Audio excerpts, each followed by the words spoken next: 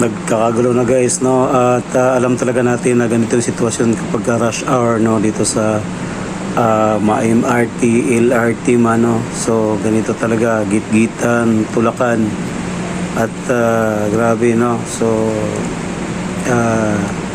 yung mga kapwa natin OFW dyan na ito ba yung namimiss nyo dito sa Pinas? Sa tuwing sasakay tayo ng LRT o MRT, no? Kahit saan sa dalawa na yan. Basta tuwing umaga at saka gabi, no? Ganyan ang sitwasyon. Ang tindi, no? Alam nyo guys, mula nung dumating ako, no? Hindi lang 5 o 6 na train na pinapalagpas ko kasi ang tindi, hindi ko kaya talaga makipagsabay sa tulakan, gitgitan, no? Napakahirap, no? Hindi, at saka isa pa, andyan yung mapagsamantala, no, yung mga makakating kamay, no, na mga manturokot, no, mga basta mapagsamantala, no, sa kapwa. Kaya ang hirap, no. So ano guys, hayaan na naman natin ganito lagi, no. So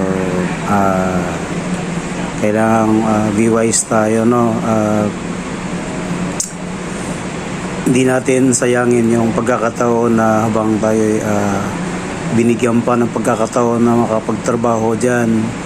At kung maaari guys ay unti-unti tayong mag-ipon at mag-isip tayo ng yung ibang mapagkakitaan pag nandito tayo sa Pinas, no. First yung business, no. Kahit magsimula sa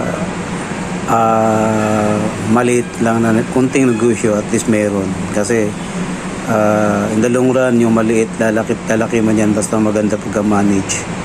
Kasi di biro mga kababayan ko, no, mga ka-shift, mga katropa o mga ka-overseas, no, di biro na tayo sa tuwing tayo magpa-process, no, o kaya nilalakad natin yung ating mga papilis para makabalik dyan sa labas ng bansa para kikita, no, kasi yung kikitain naman natin talaga dyan ay malaki ang diferensya, no, kung dito tayo mamamasukan. Kaya guys, habang nandyan pa tayo, no, at kung kaya natin, no, pilitin natin na makapag-ipon, tayo ng konting negosyo para sa mga susunod na mga araw, no, na dumadaan ay hindi na natin maranasan yung mga ganyan, no, na yung pero nagmamadali ka, no, kasi may hinabol kang oras, may hinabol kang schedule, no, napakahirap guys.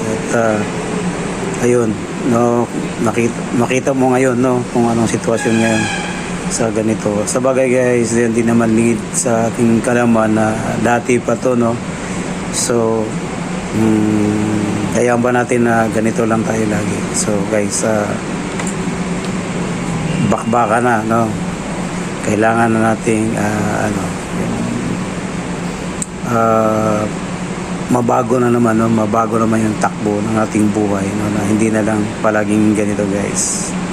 So pilitin natin, gagawin natin, kaya natin yan guys, no, kaya natin yan.